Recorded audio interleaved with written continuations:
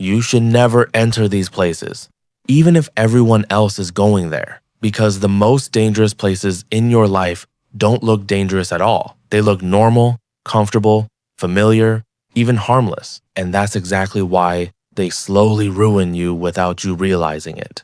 They don't break you in one moment. They reshape you quietly, layer by layer, thought by thought, until one day you look at yourself and feel like something is off. But you can't even explain what changed. And the truth is, it wasn't one big mistake. It was the environments you kept returning to, the spaces you kept allowing yourself to stay in, the places that didn't attack you directly, but influenced you slowly. And that's what makes this serious, because God doesn't just care about what you do, He cares about where you choose to be. Because places shape people, and some places are not meant for you no matter how normal they seem, starting with the place where wrong feels normal. You know it, you've been there, maybe you're still there. It's where people don't call things wrong anymore. They justify everything, they laugh at things that should bother your conscience, they normalize behavior that once felt uncomfortable to you. And at first you sit there thinking you won't be affected. You tell yourself you're just observing, just listening, just being there. But slowly your reactions change. Things don't hit you the same, your sensitivity fades, and what once felt clearly wrong now feels not that bad. And that shift is dangerous because it doesn't feel like you're losing yourself. It feels like you're adapting, but you're not adapting. You're compromising. And compromise always starts small. Then there's the place that triggers your weakness.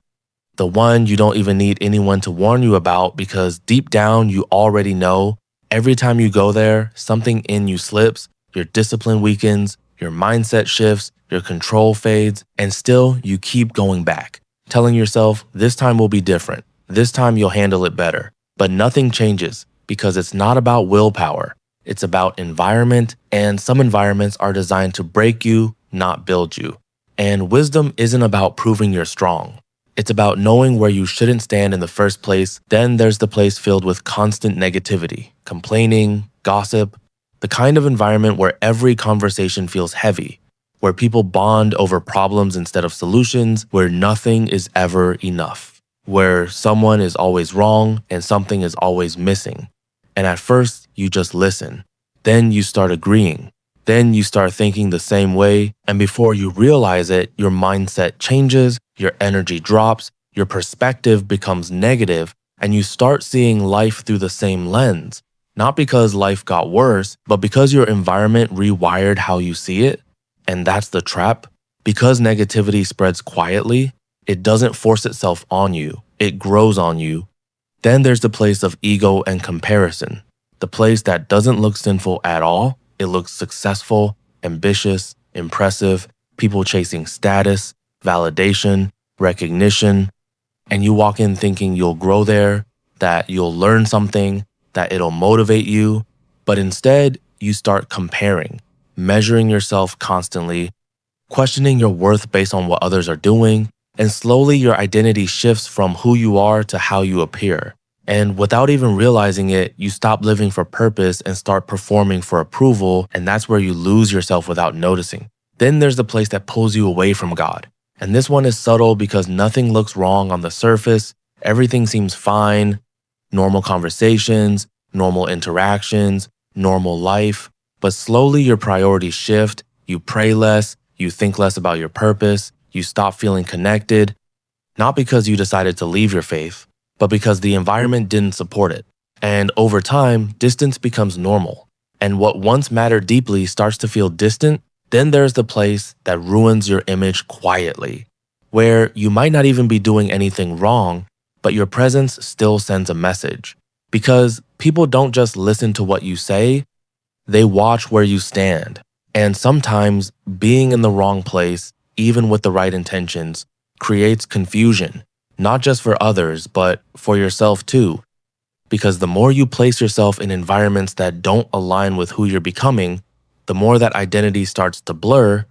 Then comes the most dangerous place of all, the place where you stay neutral, where you don't speak, don't take a stand, don't choose a side, you just exist quietly, thinking you're avoiding conflict, thinking you're being wise, but in reality, you're slowly disconnecting from your convictions because silence in the wrong place is not peace, it's avoidance.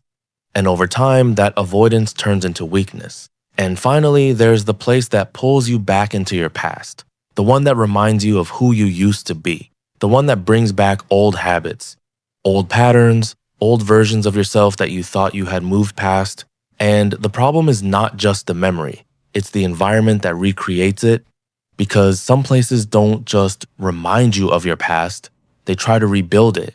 And if you stay there long enough, you start slipping back into it without even realizing. And this is where everything connects, because none of these places destroy you instantly. They reshape you slowly. And the longer you stay, the harder it becomes to notice what's changing, until one day you feel stuck, disconnected, lost, and it feels like life is against you. But the truth is, you've been placing yourself in environments that were never meant for you, and that's the hard truth most people avoid, because it's easier to blame situations than to question where you keep showing up. But growth requires honesty, and sometimes the biggest shift in your life doesn't come from doing something new, it comes from walking away from something familiar. From finally admitting that just because something is common doesn't mean it's right for you, just because everyone else is there doesn't mean you should be, and just because it feels normal doesn't mean it's safe. And if this made you pause even for a second, don't ignore that, because that's awareness. That's clarity starting to break through. And maybe you don't need another sign. Maybe you already know exactly which place this is in your life. The one that drains you, pulls you back, weakens you, confuses you, the one you keep returning to even though something inside you knows it's not right. So before you move on, before you distract yourself, before you go back to your routine, ask yourself honestly, what place have I been staying in that I know I need to walk away from? And more importantly, what's stopping me? Because until you answer that, nothing changes. And if this spoke to you even a little, don't just scroll past it like it meant nothing. Pause for a second, hit like, so more people actually see this. Subscribe if you want more real, honest reminders like this that keep you on track. And in the comments, tell me one place you know you need to walk away from. I read everything.